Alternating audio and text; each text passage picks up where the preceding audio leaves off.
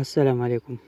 نن په دې ویډیو کې به در سره څه ټیپس شیر کوم د انګلیش هینډ رایټینګ حوالې سره چې څنګه به تاسو خپل هینډ رایټینګ د الیجیبل لیول نه نیټ لیول ته رسوئ او هغه هم ډیر په اسانه او کم وخت کې.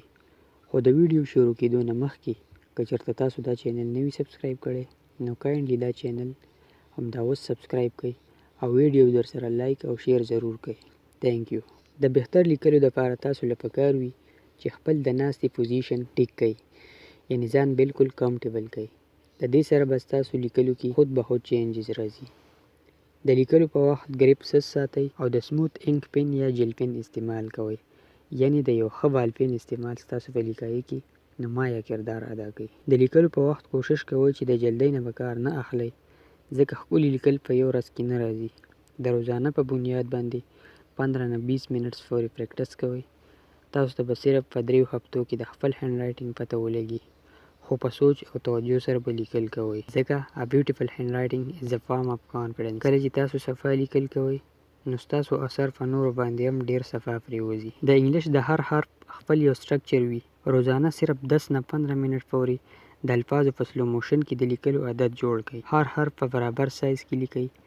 الفاظ په کرسیو یا ایټالیکس پوز کې لیکئ او د لیټرز او ورډز ترمنځ د فاصلې خاص خیال ساتئ، یعنی په برابر فاصله کې لیکئ. کله چې تاسو لیکل کوئ هغه که تاسو په هر څه کوئ نو خپل نوټ بک د خپلې اندازې مطابق لږ شان کوږ نیسئ. د دې سره به ستاسو هینډ رایټینګ صحیح راځي. د دې یو خبرې خاص خیال ساتئ چې لیکل به په تیزۍ سره نه کوئ څه وخته پورې.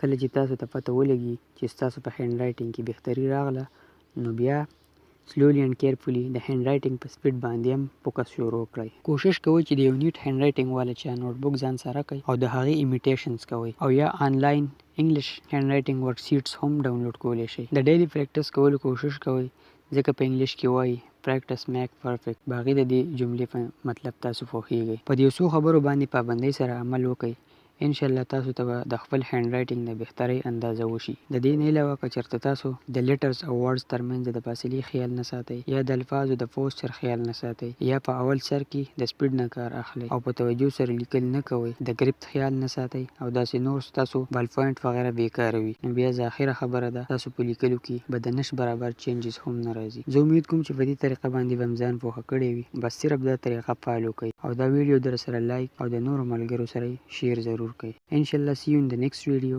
Till then, take care.